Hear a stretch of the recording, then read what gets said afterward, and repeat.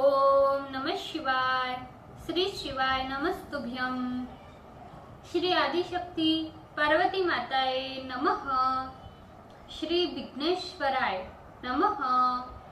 श्री लक्ष्मी नारायणे नमः। श्री सरस्वती ब्रह्माय नमः। श्री सियारामे नमः। श्री रामदास हनुमाने नमः। श्री राधे श्यामे नमः। हे शिवजी, તમારી કૃપાથી હું આ શિવ પુરાણ વાંચી રહી છું અને મારી મમ્મી, બેન અને તમામ શ્રોતા શિવ પુરાણ સાંભળી રહ્યા છે। અમે બધા આ શિવ પુરાણનું જ્ઞાન પ્રાપ્ત કરી શકીએ એટલી શક્તિ પ્રદાન કરજો અને શિવ પુરાણનું તેજ સહી શકીએ એટલી ક્ષમતા પ્રદાન કરજો। હે વિઘ્નેશ્વર ગણપતિ બાપ્પા, તમે શિવ પુરાણના વંચનમાં આવતા તમામ વિઘ્ન હરજો। हे कृष्ण मनोहारिणी राधा जी, हे श्याम सुंदर, हे सिया राम जी, हे रामदास हनुमान जी, તમે શિવ પુરાણ સાંભળવા જરૂર પધારજો અને મારા હૃદયમાં સ્થાન ગ્રહણ કરજો। ઓમ નમઃ શિવાય। શ્રી શિવાય નમસ્તુભ્યમ। द्वितीय संहिता पंचमो अध्याय मैना की तपस्या का वर्णन तथा शिवा का जन्म। Page number 473। नारद जी बोले, हे ब्राह्मण, जब भगवती दुर्गा अंतर्ध्यान होकर अपने स्थान को चली गई एवं देव समूह भी अपने अपने स्थान को चले गए, तब क्या हुआ? मैना तथा हिमालय ने किस प्रकार तप किया और भगवती किस प्रकार उनकी कन्या हुई, ये सब वृत्तांतों को आप मुझसे कहिए। ब्रह्मा जी बोले, हे नारद, हे श्रेष्ठ पुत्र, मैं शिव जी को प्रणाम कर उनके भक्ति वर्धन चरित्र को कहता हूँ, उसे सुनो।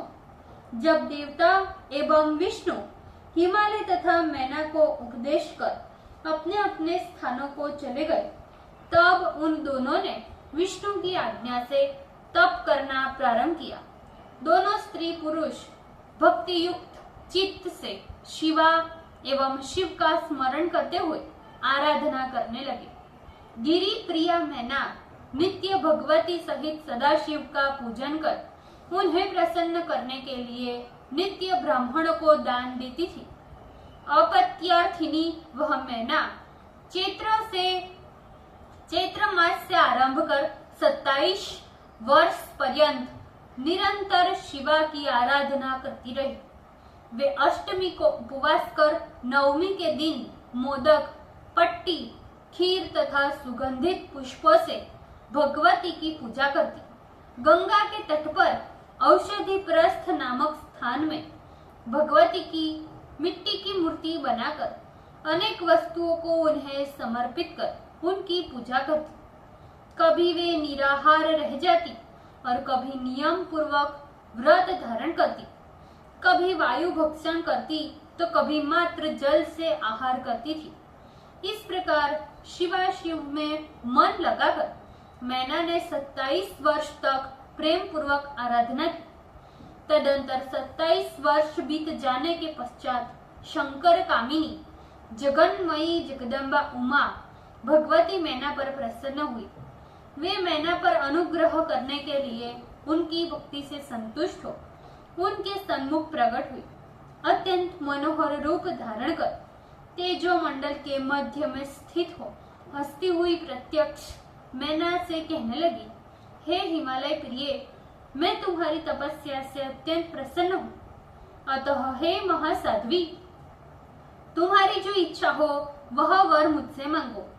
हे मैंने, तुमने अपनी तपस्या, व्रत तथा समाधि के द्वारा जो जो प्रार्थना की है, तुम्हारी वे सभी आकांक्षाएं मैं पूर्ण करूंगी।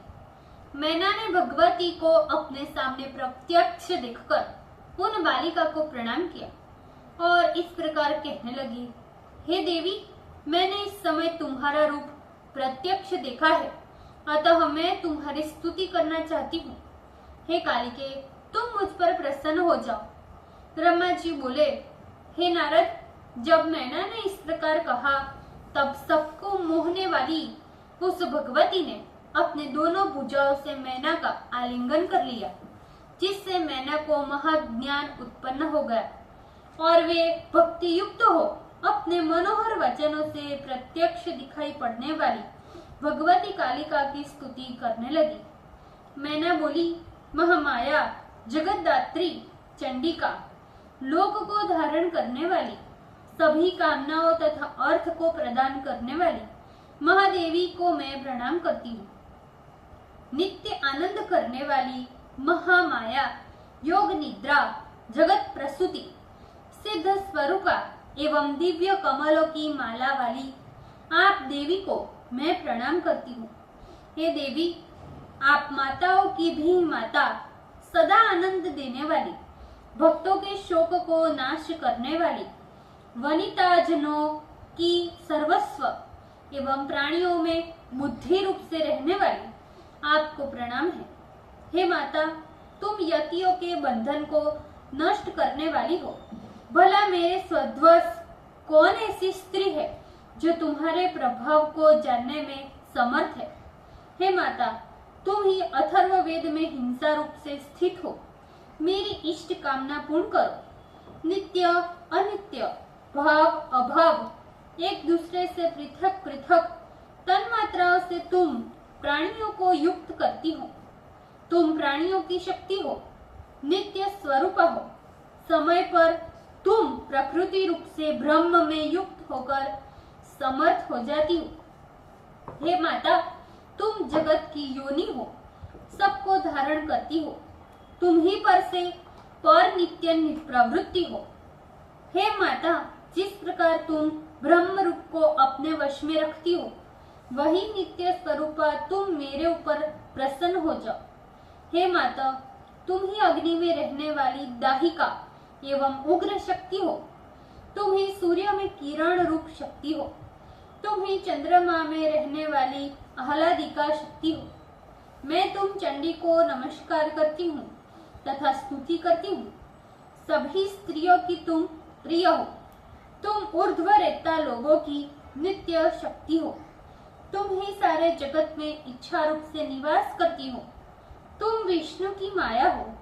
हे देवी, तुम ततत रूपों को धारण कर सृष्टि, पालन तथा नाश करने वाली हो। तुम ब्रह्मा, विष्णु तथा महेश्वर की जनित्री हो। अतः हे माता, तुम्हें प्रणाम है।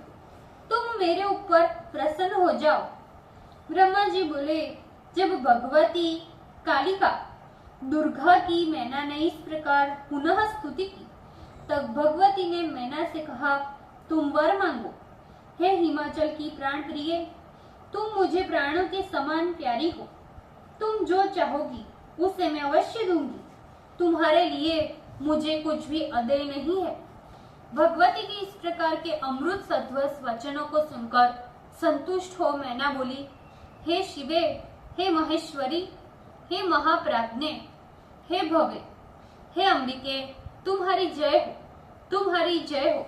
यदि मैं आपके द्वारा वर देने योग्य हूँ तो आपसे मैं वर मांगती हूँ।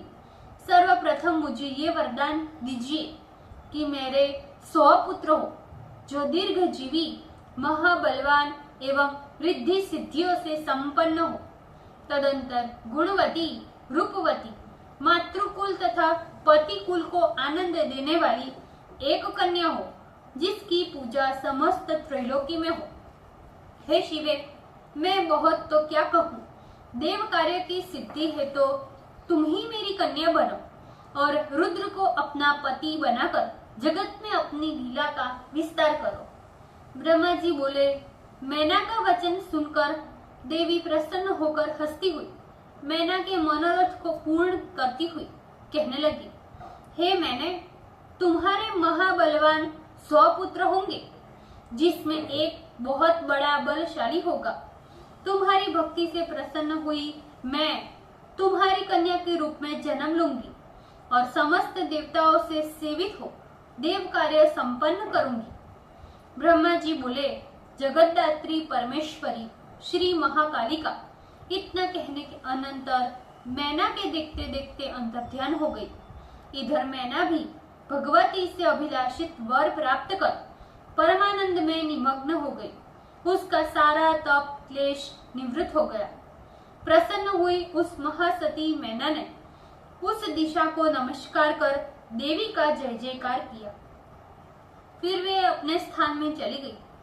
ऐसे तो मैना के प्रसन्न मुखमंडल से ही हिमवान ने सारी बातों को जान लिया था। फिर भी मैना ने अपने मुख से वरदान की सारी बात पुनरुक्त वचनों के समान हिमालय से पुनः कहा। मैना के वचनों को सुनकर शैल्यराज को बड़ी प्रसन्नता हुई। उन्होंने शिवा में भक्ति रखने वाली अपनी प्रिया की बहुत प्रशंसा की। हे नारद, फिर काल क्रम से उनके सूरत संभोग में प्रवृत्त होने पर मैना ने गर्भ धारण किया, जो प्रतिदिन क्रमशः बढ़ने लगा। समय आने पर उस मैना ने नागबंधुओं से संभोग के योग्य मैनाक नामक पुत्र उत्पन्न किया, जिसने समुद्र से मित्रता की। जिस समय इंद्र पर्वतों पर क्रुद्ध होकर उनके पंख काटना आरंभ किए, उस समय वज्र के द्वारा कटे हुए पर्वतों के पंखों को देखकर उस मैनाक ने पंख सहित उड़कर समुद्र से मैत्री संबंध स्थापित किया। ऐसा वह मैनाक हिमालय के 100 पुत्रों में सर्वाधिक बलवान था। मैनाक के जन्म समय में हिमालय के नगर में महान उत्सव हुआ।